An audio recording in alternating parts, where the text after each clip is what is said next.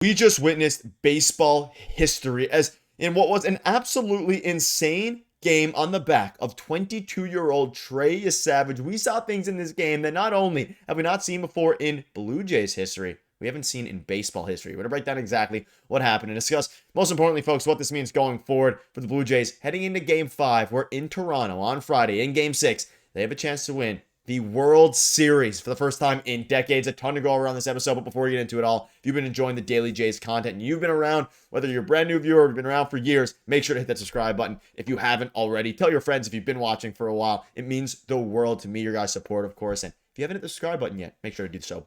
Fellas, ladies and gentlemen, everyone, what an insane game. I can't even begin to describe the feeling I feel right now. We're one win away, folks. Take a breath now. We're one win away from the World Series, this Toronto Blue Jays team in 2025. But let's start with some of the history. There's a lot of history to go over today. Let's start with Trey Yesavage. 35 strikeouts are the most in a single postseason by a rookie pitcher in MLB history. And this isn't the only record he broke tonight. There's a ton more, but let's just start with this. And I'm going to dive into Trey Yesavage a little bit more in depth here in a few minutes. An absolutely dominant start from a dominant pitcher and from just an absolutely insane story for him the whole year. Insane story. He comes out and he does the unthinkable. But before I dive into Trey Yesavage and all his performance, let's dive into, as we always do, the offense here. And they start this game in such a Cinderella fashion. Home run from David Schneider on the first pitch, and he's only in there because George Springer's out. He hits the first pitch of the game for a home run. Vladdy comes up, takes a 97-mile-per-hour fastball, first strike down the middle, grazes the inside corner, whatever. Next pitch, boom, home run.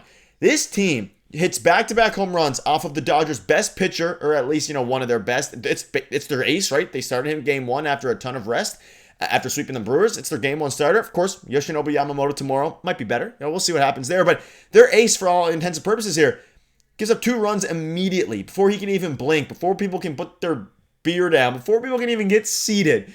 The Jays are up 2-0. And that's all Trey Yesavage needed. But it wasn't just him. Bichette, a clutch RBI single. He's 50% right now, or worse. He's hobbling. But offensively, he is the exact player that, we're probably going to pay him hundreds of million dollars in the offseason, $200 million plus to retain because of his bat-to-ball skills.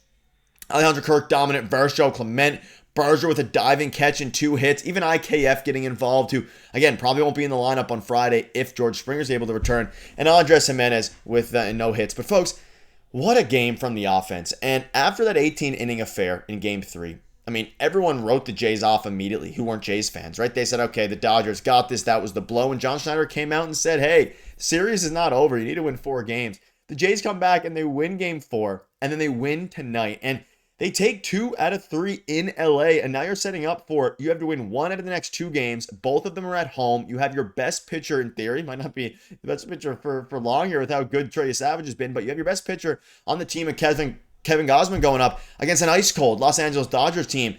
Not only have things set up perfectly, this is exactly what you wanted if you are the Toronto Blue Jays, and it is truly remarkable. And let's dive into Trey Yesavage and him a little bit, because boy, oh boy, can this man pitch. He goes 7 innings, 3 hits, 1 run, 12 Ks, 1 home run. He gives the home run to Kike Hernandez up, and that's the only run he gave up at the game. Folks, he throws by far his most amount of pitches. And shout out to John Schneider for pulling the right strings tonight, whether that be pinch hitting, whether that be leaving Trey Yesavage in. Everything perfect. 104 pitches is absolutely insane for a guy who started the season at A-ball and was throwing between 30 and 40 pitches out of the bullpen down there in AAA before he got called up. He's coming out now and throwing 104 pitches, moving his ERA in the postseason down to 3.46. I cannot even begin to explain how good this pitcher is in Trey Yesavage. If you've been watching the channel for a while, I covered him from the day he was drafted, the whole season this year, saying they should call him up, and they did so, right? And we think back to the Yankees series, and I still have a couple screenshots in there about how crazy Trey Yesavage's start was against the Yankees and how, they felt. And for him to come as far as he did, he's also the first ever pitcher to record 12 strikeouts and no walks in a World Series game. This isn't just a rookie. This is the first time any pitcher in almost 100 years of tracking has ever struck out 12 and not walked a single batter in a World Series game. So it's not just the rookie stats. It's not just the Blue Jays stats.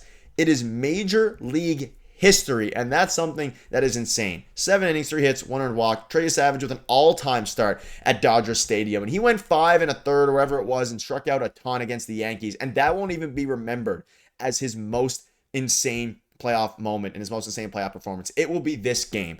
These are the games that you get remembered for as a pitcher, a rookie pitcher nonetheless. One of the most meteoric rises from draft day to starting in a World Series less than 2 years later in MLB history. And shout out to Anthony Dominguez, looked absolutely dominant. Yes, he walked one batter, but he looked filthy. Jeff Hoffman gave up a hit to start the inning, sets him down in order after that. He's been the best pitcher in the bullpen out of both sides.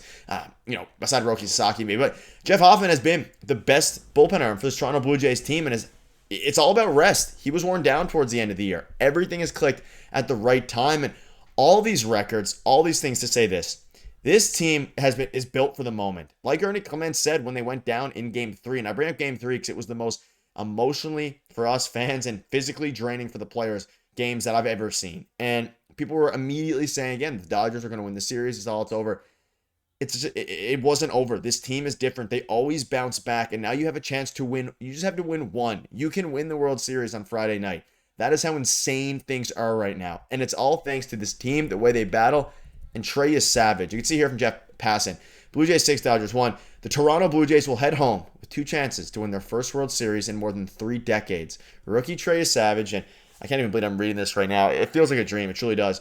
In his 8th career start, struck out 12 in 7 brilliant innings. The Dodgers offense is completely cooked. And let me be the first to tell you guys, I have full faith in the game on Friday. Yes, you're going up against Yamamoto. Yes, Yamamoto took care of the Jays in the complete game. He's had back-to-back complete games, I think, in the playoffs. This team is different. They saw him once, and they'll make adjustments. And it is truly incredible. I want to bring up this tweet. This is from a Yankees fan. I saw it on Twitter, and it's very interesting to see their perspective of things. Obviously, there's so much talk about it when it comes to the Blue Jays' postseason run with how good they've been, but I feel like the sheer absurdity of 22-year-old Trey Yesavage being this dominant needs to be talked about more. This dude started in single-A to begin the season, and he's out here just absolutely carving up the best roster in baseball on the biggest stage like nothing, and the best rosters in baseball. I mean, Yankees, Mariners, and Dodgers. Why is this not being talked about more? It is truly incredible. And this is going to be something that if the Jays win the World Series or if the Jays don't win the World Series, I'm going to knock on wood in case they I don't want to be, I am superstitious. I don't want to, jinx anything. This will be remembered as one of the best pitching performances of all time, given the, I guess not expectations, but given the sheer absurdity of the lack of experience of the player. He started more postseason games than regular season games. He's going to go up in a start next May against the Marlins, and it's going to feel like nothing to him. It's going to feel like backyard baseball with his, father. So it's crazy. And shout out to his mom and dad for being there all the way through, like being at the games, Dodger Stadium. We saw him the night. We saw him at the Blue Jays, Rogers Center once he made his debut. Folks, things are absurd. This team is special, and you guys are special for supporting every step of the way. And we'll see you guys in tomorrow's video. But man, oh man, Friday's going to be a special one, and stay tuned for